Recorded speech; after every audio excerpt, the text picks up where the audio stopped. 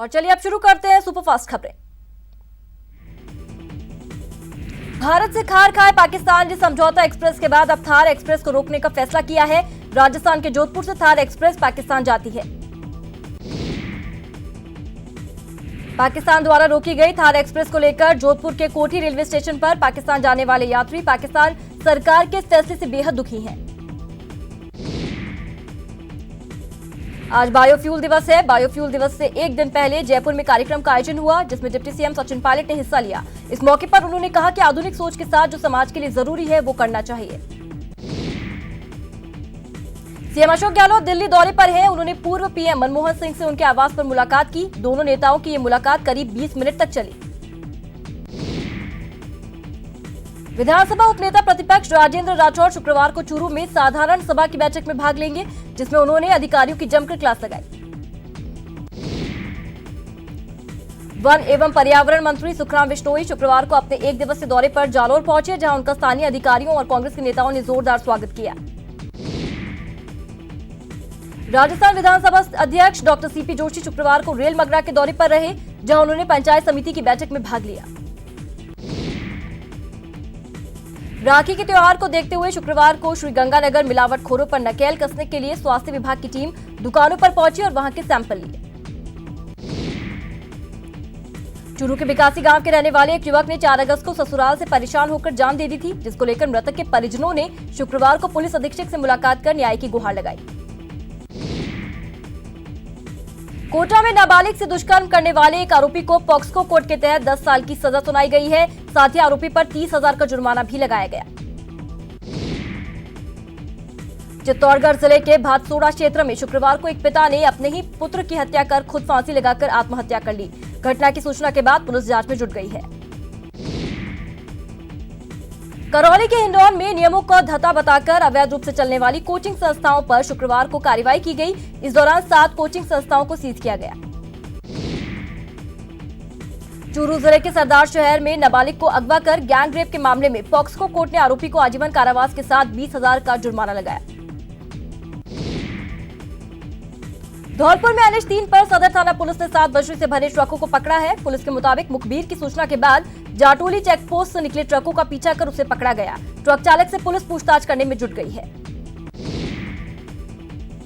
बीकानेर के सारदू sports school परिसर में इन दिनों गंदगी का आलम है। यही नहीं, स्कूल के ज्यादातर कमरे पूरी तरह से जर्जर हो चुके हैं। जालौर में विश्व आदिवासी दिवस को लेकर मीणा समाज के लोगों ने सैकड़ों की तादाद में ऐतिहासिक जुलूस निकाला, जिसमें मीणा समाज के लोग पारंपरिक वेशभूषा के साथ शरीक हुए। इटावा कस्बे के नगर पालिका बोर्ड की ओर से शुक्रवार को बैठक हुई, जिसमें कांग्रेस पार्षदों ने स्टेट ग्रांट की लंबित फाइलों को लेकर हंगामा किया।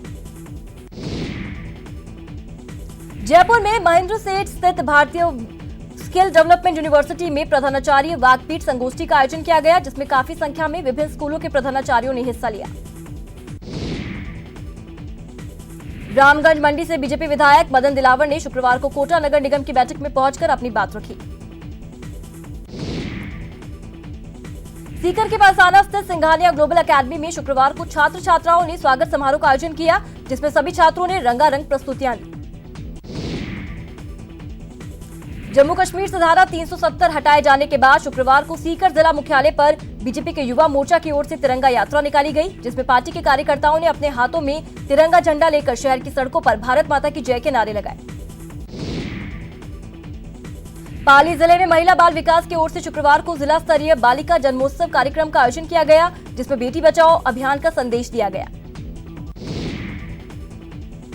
भीलवाड़ा की दुकानों पर धारा 370 हटने का असर दिखना शुरू हो गया है। यहां रक्षाबंधन की बिकने वाली राखियों पर भी पूरी तरह 370 का असर दिख रहा है।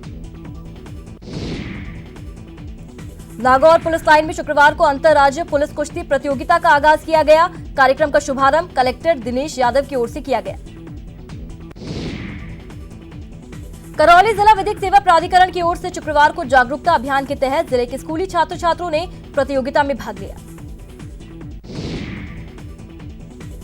टोंक में बाबा भोले के दर्शन करने के लिए कुछ भक्तों ने 211 किलोमीटर की लंबी दूरी 11 घंटों में दौड़कर पूरी कर ली। जम्मू कश्मीर में धारा 370 खत्म किए जाने पर बीजेपी देश भर में तिरंगा यात्रा निकाल रही है। शुक्रवार को अजमेर में भी भाजयुमो की ओर से राष्ट्रीय एकता और अखंडता का संदेश देते हुए तिरंगा यात्रा निकाली गई। सीकर में शुक्रवार को खाद्य विभाग की टीम ने बड़ी कार्रवाई करते हुए हरियाणा से आए एक दूध के टैंकर को जब्त कर उसमें पड़े दूध का सैंपल भी लिया। कोटा में शुक्रवार को नगर निगम बोर्ड की बैठक हुई। बैठक की शुरुआत होते ही जोरदार हंगामा हुआ, जिसके बाद अधिकारियों और पार्षदों में मतभेद देखने को मिला। गुलाबी नगर के मानसरोवर में 11 अगस्त को राजस्थान घूमर डांस फेस्टिवल का आयोजन होने जा रहा है, जिसमें शहर की 5000 से ज्यादा महिलाएं पारंपरिक परिधानों में घूमर नृत्य करती नजर आएंगी। जम्मू कश्मीर में धारा 370 खत्म होने की खुशी में भरतपुर साइकिल क्लब के अधिकारियों ने साइकिल रैली निकाली। साइकिल रैली लोहागढ़ दुर्ग से दिल्ली के इंडिया गेट तक पहुंची। सादुलपुर में शुक्रवार को आंगनबाड़ी केंद्र पर खसरा रुबेला का टीका लगाया गया। टीकाकरण अभियान में महिलाओं ने वार्ड के घर घर जाकर लोगों में अभियान के प्रति जागरूकता पैदा की।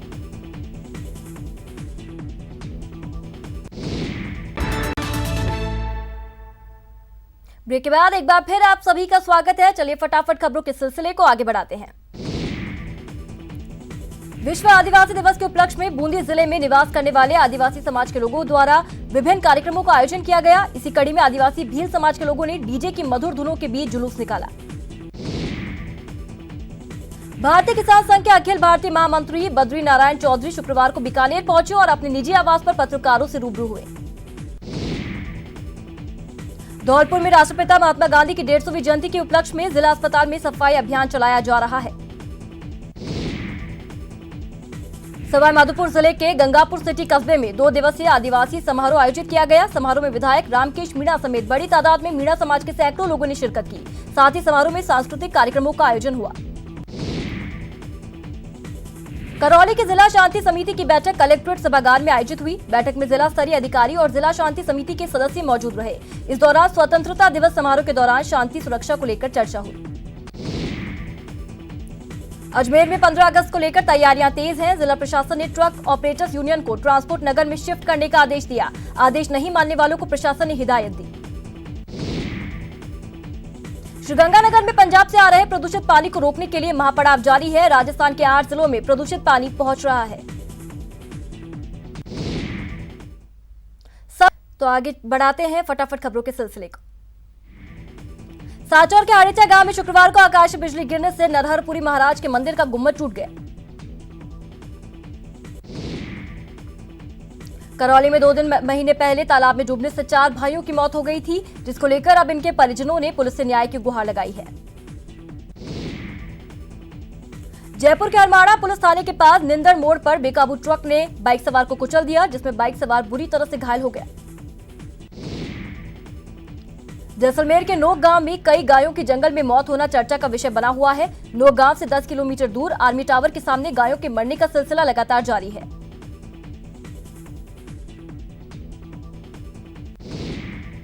करौली में पंचायती राज संस्थाओं के पुनर्गठन को लेकर मंडाखेड़ा के ग्रामीणों ने शुक्रवार को कलेक्ट्रेट पहुंचकर विरोध प्रदर्शन किया। विरोध करने वालों की मांग है कि मंडाखेड़ा को नई ग्राम पंचायत बनाया जाए।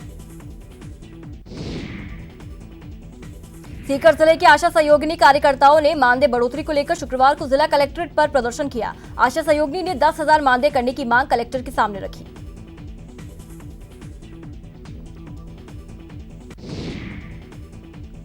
पुष्कर के देवनगर में बारिश के पानी से टूटी फूटी सड़कों से परेशान लोगों ने शुक्रवार को उपखंड कार्यालय पहुंचकर विरोध प्रदर्शन किया। सागर में कुछ ही घंटे की बारिश से नदी नालों में उफान आ गया और निचली बस्तियों में पानी भर गया। शहर के बीचों बीच बने रेलवे अंडरब्रिज में पानी भर जाने से घंटों तक जाम लगा रहा। झाबुआ में बारिश से अनास नदी उफान पर है। अनास नदी पर बने पुल पर पानी पहुंच गया है। 1940 में बना ये पुल जर्जर हो चुका है। सीहोर में पिछले 2 दिनों से लगातार हो रही बारिश से जनजीवन अस्त व्यस्त है। जिले की ज्यादातर नदियां उफान पर है, जिससे 10 से ज्यादा गांवों का संपर्क टूट चुका है। एक तरफ मध्य प्रदेश के ज्यादातर जिलों में बाढ़ के हालात हैं, तो दूसरी ओर सतना सहित विंध्य क्षेत्र में सूखे के हालात हैं। पिछले 2 सप्ताह में सतना में सिर्फ 8 मिलीमीटर बारिश हुई, जिससे फसल सूख चुकी है। मंदसौर में बहते नाले से स्कूली बच्चों से भरी बस पार कराने की खबर न्यूज 18 पर दिखाए जाने के बाद कलेक्टर ने संज्ञान लिया और ड्राइवर का लाइसेंस निरस्त कर दिया। बस का परमिट और फिटनेस भी रद्द कर दिया गया। कांकेर में भारी बारिश की वजह से 50 से ज्यादा गांवों का संपर्क जिला मुख्यालय से टूट गया। मेडकी, कोटरी और कुन्नार नदी का जलस्तर खतरे के निशान से ऊपर बह रहा है। बीजापुर के अधिकांश गांवों का संपर्क जिला मुख्यालय से टूट गया है। इंद्रावती, मिंगाचल, तालपेरू, चिंतावागू नदी उफान पर है। कोरबा के दर्री बैराज और जांजगीर के कुदरी बैराज से 45,000 क्यूसेक पानी छोड़े जाने से हसदेव नदी का जलस्तर बढ़ गया है। प्रशासन ने रेड अलर्ट जारी किया। कवर्धा में सकरी नदी किनारे रहने वाले बाढ़ प्रभावित लोगों को प्रशासन ने कोई मदद नहीं मिल रही। पिछले 2 दिनों से खुले आसमान के नीचे रहने को मजबूर हैं ये लोग। राजनांदगांव के बूढ़ा सागर तालाब की मछलियों को पक्षियों से बचाने के लिए काक भगोड़ा खड़ा किया गया है, जो इन दिनों लोगों के लिए आकर्षण का केंद्र बना हुआ है। लेक सिटी में तेज बारिश से एक तरफ जहां नदी नाले उफान पर है, तो वहीं कई जगह बारिश आफत भी बन रही है। शहर के सिंधी बाजार इलाके में तेज बारिश के चलते एक मकान गिर गया। बारां में बारिश से लोगों की जिंदगी में आई आफत हटने का नाम नहीं ले रही। बारिश से यहां के 2 गांव हनोतिया और गुगलहेड़ी का संपर्क टूट गया है। पूर्व वित्त मंत्री अरुण जेटली का दिल्ली के एम्स में इलाज चल रहा है। शुक्रवार की सुबह 11 बजे जेटली को चेकअप के लिए एम्स में भर्ती कराया गया। पिछले कुछ समय से अरुण जेटली अस्वस्थ चल रहे हैं। जेटली का हाल जानने के लिए पीएम मोदी और अमित शाह समेत कई नेताओं ने एम्स पहुंचकर मुलाकात की। पिछले काफी समय से अरुण जेटली अस्वस्थ चल रहे हैं और इसी वजह से दूसरी मोदी सरकार की कैबिनेट में शामिल होने से उन्होंने इनकार कर दिया था। जम्मू कश्मीर पुनर्गठन को राष्ट्रपति ने मंजूरी दे दी है। मंजूरी के बाद अब जम्मू कश्मीर राज्य की जगह 2 केंद्र शासित प्रदेश ने ली है, जम्मू कश्मीर और लद्दाख। लद्दाख को जम्मू कश्मीर से अलग करके केंद्र शासित प्रदेश का दर्जा दिया गया है। जम्मू कश्मीर में अनुच्छेद 370 खत्म करने का विरोध करने पर घिरी कांग्रेस पार्टी डैमेज कंट्रोल में जुट गई है। इस सिलसिले में चर्चा के लिए कांग्रेस पार्टी की राज्य इकाइयों और इससे जुड़े अन्य संगठनों की बैठक बुलाई गई। राष्ट्रपति रामनाथ कोविंद ने उस कानून को मंजूरी दे दी है जिससे जम्मू कश्मीर 2 केंद्र शासित प्रदेशों जम्मू कश्मीर और लद्दाख में विभाजित हो जाएगा। राष्ट्रपति के हस्ताक्षर के बाद केंद्र सरकार ने इस संबंध में घोषणा करते हुए कहा कि जम्मू कश्मीर और लद्दाख 31 अक्टूबर को केंद्र शासित प्रदेश के रूप में अस्तित्व में आ जाएंगे।